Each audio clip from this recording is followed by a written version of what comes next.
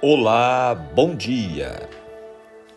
Graça e paz a você, juntamente com sua família, neste novo despertar com Deus. Você está acompanhando a Jornada Bíblica, o estudo diário de um capítulo da Bíblia, sequentemente, dia após dia.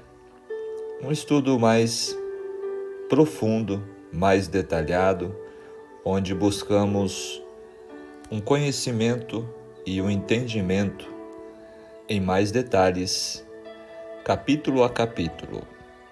E hoje o nosso estudo será no capítulo 20 do livro de Números, um capítulo marcante nesta trajetória de Moisés, juntamente com seu irmão Arão, sua irmã Miriam e o povo de Israel que havia sido liberto da escravidão do Egito. O capítulo de hoje nos traz o tema A morte de Miriam, de Arão e o pecado de Moisés em Meribá. Portanto, o capítulo de hoje é impactante diante do que nos traz o conteúdo dele. É importante que você já tenha feito a sua leitura ou também pode ser que tenha ouvido o áudio do capítulo completo para então juntos nós analisarmos em detalhes o capítulo de hoje através dos versículos.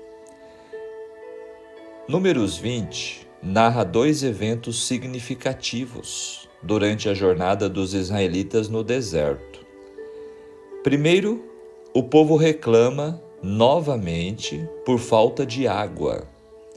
E Deus instrui Moisés, juntamente com Arão, a falar com a rocha para fornecer água para toda a comunidade.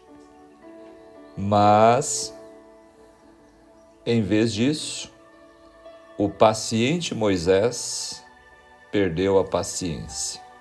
Moisés bateu na rocha em frustração, resultando no desagrado de Deus e na punição de Moisés para não entrar na terra prometida.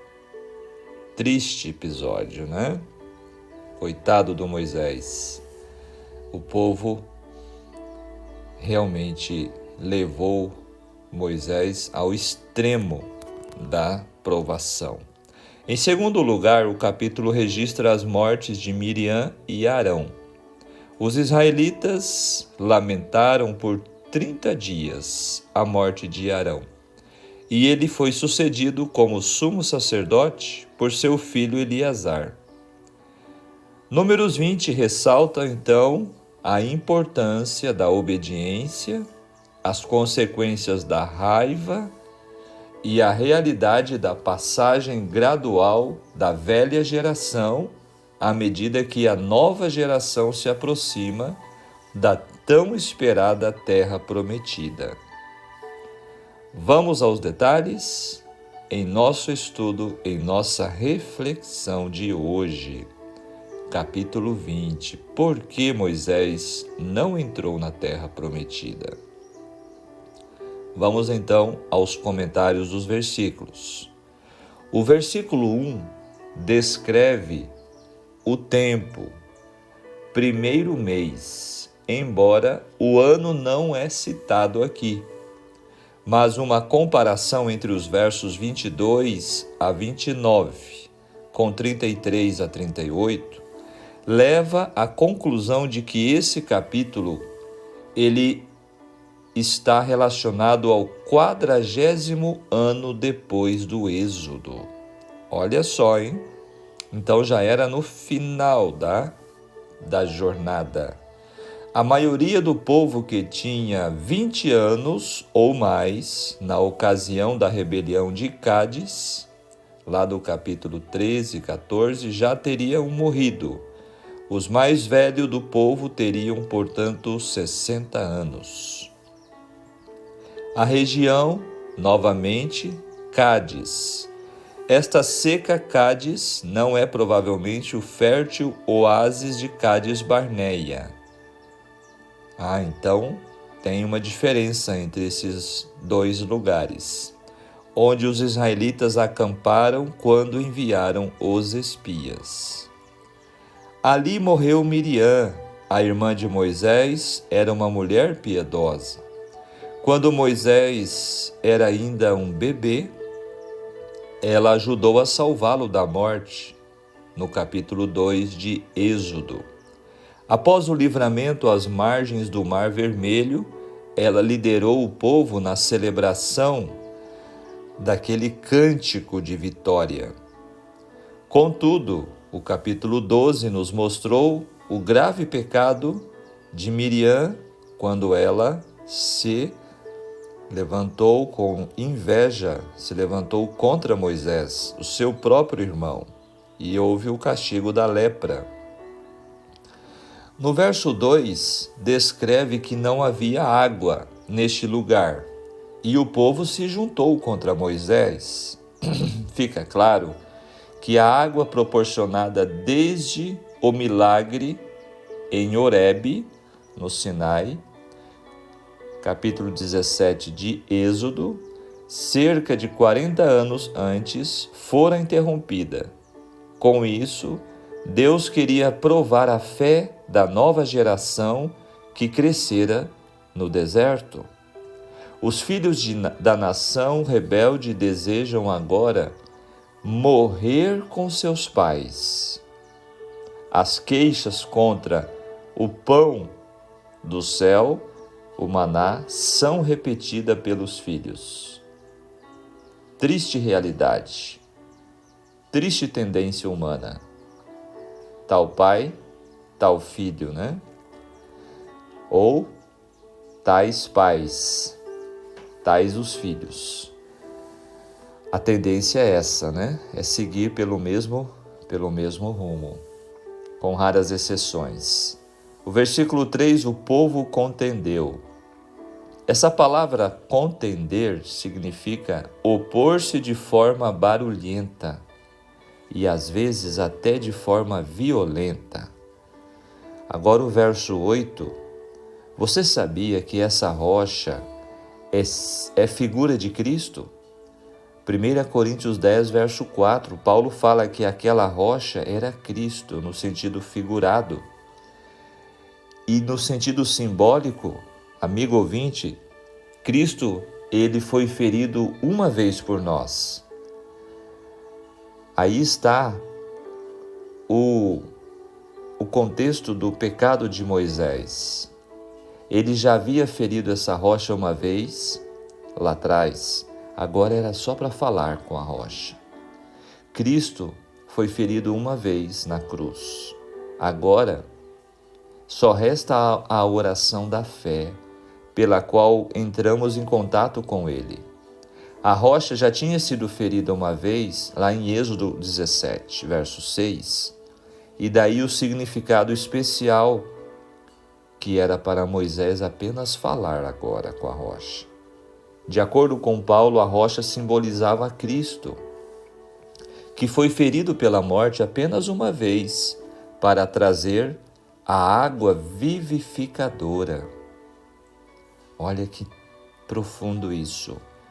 O verso 10 apresenta a rebeldia. A mesma linguagem usada por Deus a respeito dos pais daquela geração. Verso 12, Deus disse: não crestes em mim. Foi nesse ponto, amigo ouvinte, que Moisés errou. Não foi só o fato de bater na rocha, foi o fato de desonrar Deus diante da congregação. A palavra de condenação divina foi dirigida tanto a Moisés quanto a Arão, pois Arão tinha acompanhado Moisés e estava envolvido na precipitação do ato de seu irmão. O ministério de ambos estava chegando ao fim. Não crestes em mim para me santificardes diante dos filhos de Israel. A falta de fé impediu a exibição de santidade de Deus, por meio de Moisés e Arão. Isso nos mostra que líderes têm uma grande responsabilidade de sustentar a santa reputação de Deus. Se eles falham, Deus deve se distanciar deles para que a comunidade da fé não seja desviada por interpretações erradas. O verso 13 destaca águas de Meribá. Essa palavra Meribá quer dizer contenda, significa rebelião. Foi esse o pecado que houve ali, rebelião. O mesmo nome foi empregado 40 anos antes, na primeira ocasião de tirar água da rocha, em que também é chamado Massá, como teste. Lamenta a rebelião em Massá e Meribá, o Salmo 95, verso 8.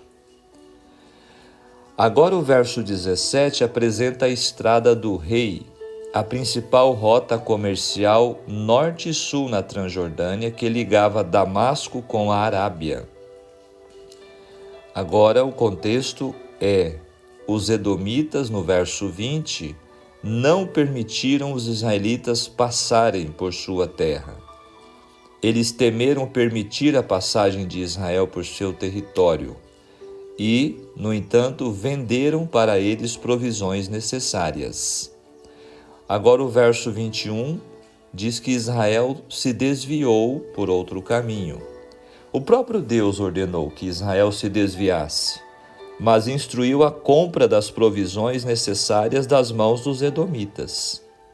Às vezes, o conflito é inevitável. Às vezes, entretanto, não compensa, por conta das consequências. O conflito aberto pode parecer um ato heróico, corajoso e até correto, mas não é sempre a melhor escolha. Devemos considerar o exemplo de Moisés e encontrar outro modo de resolver nossos problemas, mesmo que isto seja difícil de fazer. Agora o verso 22 descreve o Monte Hor. Nada de certo se sabe a respeito da sua localização, a não ser a sua proximidade com a fronteira de Edom. Eleazar sucedeu a seu pai como sumo sacerdote. Arão teve a alegria de ver seu trabalho levado adiante por seu filho. Moisés, cujo ministério como mediador da aliança no Sinai era sem igual, não teve igual ventura. E o verso 24, reunido aos seus antepassados. Aqui nos dá um eufemismo da morte. Esses são os comentários dos versículos deste capítulo 20. Vamos para o texto muito esclarecedor, abrangente do espírito de profecia, falando da rocha ferida. De Cádiz, os filhos de Israel voltaram ao deserto, e terminado o período de sua permanência no deserto, os filhos de Israel, a congregação toda, vieram ao deserto de Zim. No primeiro mês, ficou o povo em Cádiz, conforme o verso 1. Ali morreu Miriam e foi sepultada. Daquela cena de júbilo nas praias do Mar Vermelho, quando, com cântico e danças para celebrar a vitória de Jeová, saiu Israel, até a sepultura no deserto, a qual acabou com o peregrinar de toda a sua vida, tal foi a sorte de milhões que com grandes esperanças haviam saído do Egito. O pecado lhes arrebatara dos lábios a taça de bênçãos. Aprenderia a lição a geração seguinte? Patriarcas e Profetas, página 410. Agora, descrevendo o pecado de Moisés. Quando os hebreus ficaram sedentos e não puderam achar água, tornaram-se impacientes e não se lembraram do poder de Deus, olha só, que quase 40 anos antes lhes havia tirado água da rocha. Em vez de confiarem em Deus, queixaram-se de Moisés e Arão e disseram: Oxalá tivéssemos expirado quando expiraram nossos irmãos perante o Senhor. Isto é, desejaram ter estado no número que tinha sido destruído pela praga na rebelião de Coré, Datã e Abirão. Que coisa terrível a incredulidade, não é mesmo? Agora, Moisés, diante de mais esta circunstância, ele, como já descreveu várias vezes, o homem mais paciente da terra, perdeu a paciência. O texto nos diz: E Moisés e Arão reuniram a congregação diante da rocha e disse-lhes: Ouvi agora, rebeldes, porventura tiraremos água desta rocha para vós? Aqui está o X da questão e do problema. Então Moisés levantou a sua mão, feriu a rocha 2 vezes com a sua vara, e saíram muita água, e bebeu a congregação e seus animais.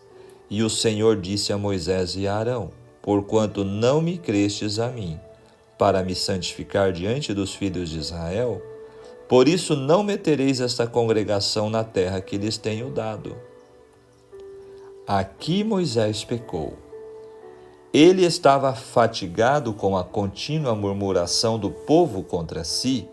Por ordem do Senhor tomou a vara e, em vez de falar à rocha como Deus ordenara, feriu-a 2 vezes com a vara depois de dizer: Porventura tiraremos água desta rocha para vós?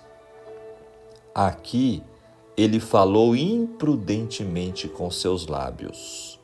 Ele não disse: Deus mostrará agora outra evidência de seu poder e vos tirará água desta rocha.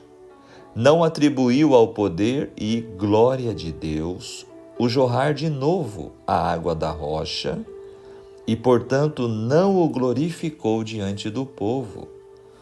Por esta falha da parte de Moisés, Deus não permitiria que ele guiasse o povo à terra prometida. Esta necessidade de manifestação do poder de Deus tornava a ocasião solene e Moisés e Arão deviam tê-la aproveitado para causar uma impressão favorável sobre o povo. Mas Moisés estava perturbado e em impaciência e ira com o povo por causa de suas murmurações, disse: Ouvi agora, rebeldes, porventura tiraremos água desta rocha para vós. Para vós? Verso 10. Em assim falando, ele admitia virtualmente ao murmurador Israel que eles estavam certos em acusá-lo de os ter tirado do Egito. Deus havia perdoado ao povo maiores transgressões do que este erro da parte de Moisés, mas não podia tratar o pecado em um líder de seu povo da mesma forma como nos liderados. Olha que interessante isso aqui. Por que Moisés pecou? Por que Deus precisou puni-lo dessa forma, né? Não deixando ele entrar na terra prometida. Não podia desculpar este pecado de Moisés e permitir a sua entrada na terra prometida. Aqui deu o Senhor a seu povo uma prova inconfundível de que fora o poderoso anjo, e não Moisés, que havia operado tão maravilhosa libertação em favor deles, tirando-os da servidão egípcia, que estava seguindo adiante deles em todas as suas jornadas, e de quem ele dissera: Eis que eu envio um anjo diante de ti, para que te guarde neste caminho e te leve ao lugar que te tenho aparelhado. Guarda-te diante dele, ouve a sua voz. Não o provoques a ira, porque não perdoará a vossa rebelião, porque o meu nome está nele. Olha aqui, Êxodo 23, verso 20 e 21, está registrado esta palavra. Era o anjo do Senhor, o próprio Cristo que estava diante deles, e por isso este pecado de Moisés foi tão grave. Moisés tomou para si a glória que pertencia a Deus e tornou necessário que Deus procedesse de modo a convencer ao rebelde Israel de que não fora Moisés que os tirara do Egito, mas o próprio Deus. Então, amados, percebem que não foi só o fato de bater 2 vezes na rocha em vez de falar. A questão deste pecado foi muito mais profunda do que isso. Foi deixar, então, de revelar o poder e a glória que pertencia unicamente a Deus e não ao homem Moisés. O Senhor removeria para sempre do espírito deles esta impressão. Como? Impedindo Moisés de entrar na terra prometida. O Senhor exaltara muito a Moisés. Sem dúvida, havia-lhe revelado sua grande glória, tomara-o em sagrada proximidade consigo sobre o monte, condescendera em conversar com ele, como um homem fala com um amigo. Comunicara a Moisés e, através dele, ao povo, sua vontade, seus estatutos e suas leis. Em tudo isso, Moisés foi grandemente honrado, não é mesmo? O ter sido assim exaltado e honrado por Deus tornou o seu erro de maior magnitude. Moisés arrependeu-se de seu pecado, humilhou-se grandemente diante de Deus. Relatou a todo Israel a sua tristeza pelo pecado, não ocultou o resultado de seu pecado, mas contou-lhes que por assim ter deixado de atribuir glória a Deus, não podia levá-los à terra prometida. Disse-lhes então que se este erro de sua parte fora tão grande, a ponto de ser assim corrigido por Deus, como não consideraria ele suas repetidas murmurações acusando-o das incomuns manifestações de Deus por causa do pecado deles? Por este simples exemplo, Moisés havia dado motivo a que tivessem a impressão de que tirara para eles a água da rocha, quando devia ter engrandecido o nome do Senhor entre seu povo. O Senhor agora queria deixar claro ao povo que Moisés era simplesmente um homem, seguindo a guia e orientação de alguém mais poderoso do que ele, o próprio Filho de Deus. Nisso, ele os deixaria sem qualquer dúvida. Onde muito é dado, muito é requerido. Moisés havia sido altamente favorecido com especiais visões da majestade de Deus. A luz e a glória de Deus tinham sido concedidas a ele em rica abundância. Sua face havia refletido sobre o povo a glória que o Senhor fizera brilhar sobre ele. Todos serão julgados de acordo com os privilégios que tiveram e a luz e benefícios que lhes foram outorgados. Olha que lição, que ensinamento profundo o capítulo de hoje apresenta a cada um de nós. Neste triste episódio do pecado de Moisés, da morte de Miriam, de Arão, este texto está no livro História da Redenção, página 164 em diante. Amigos, como aplicar agora para os nossos dias este capítulo tão importante? A Bíblia responde nossas maiores inquietações. Porém, pecadores têm medo da verdade. A verdade divina revelada expõe a ruindade humana.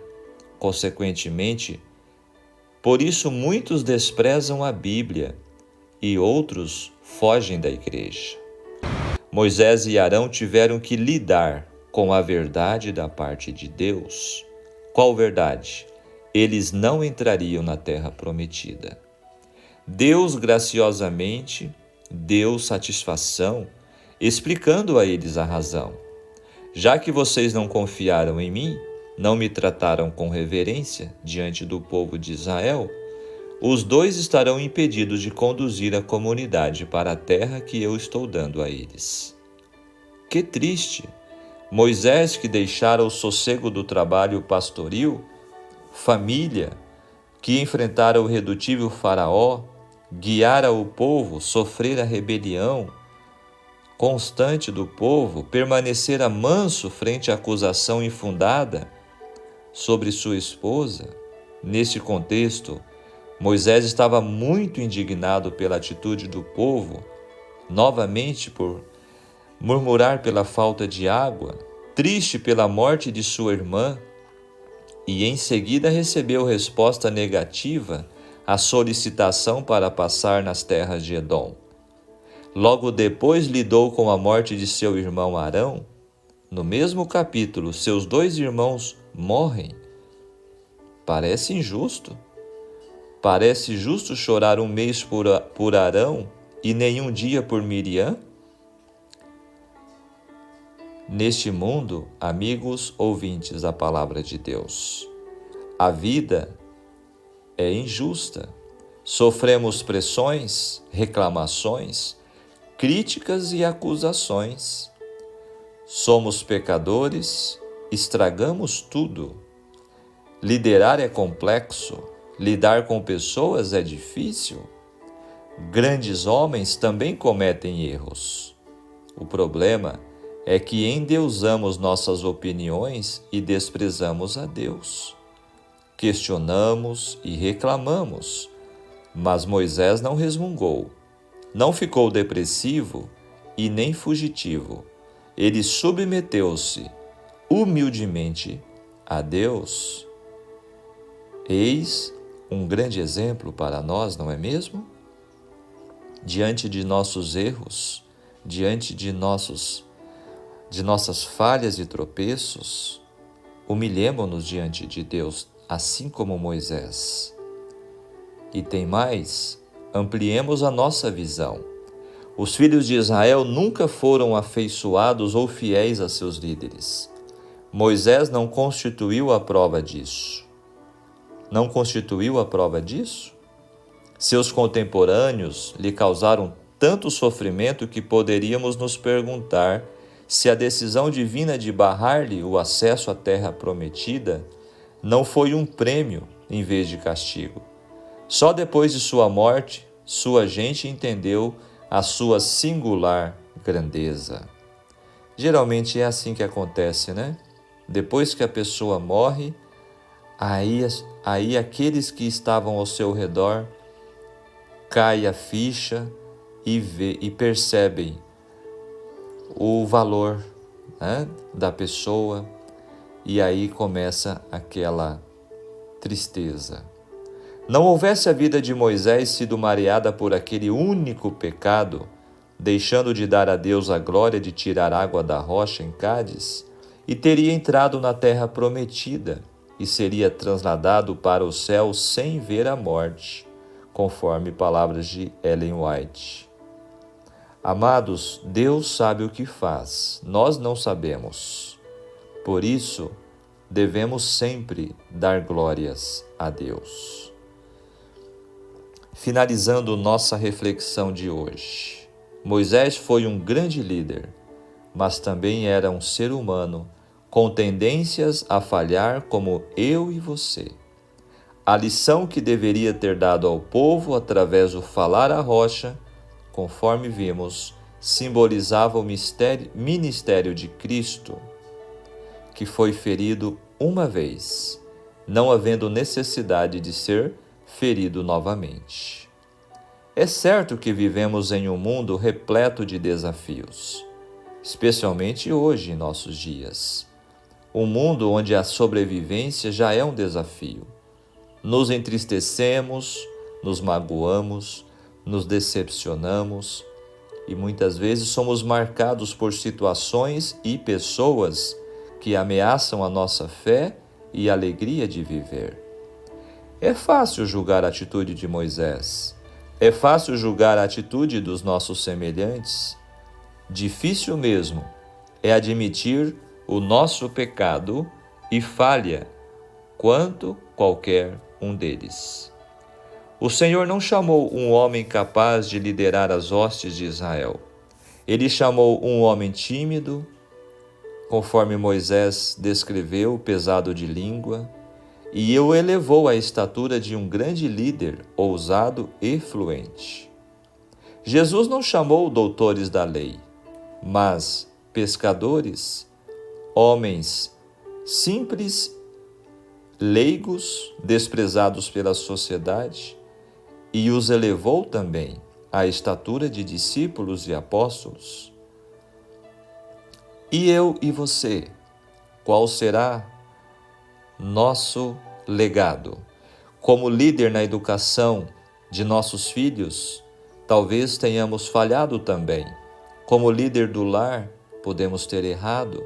Como pai, como mãe, como líder da igreja.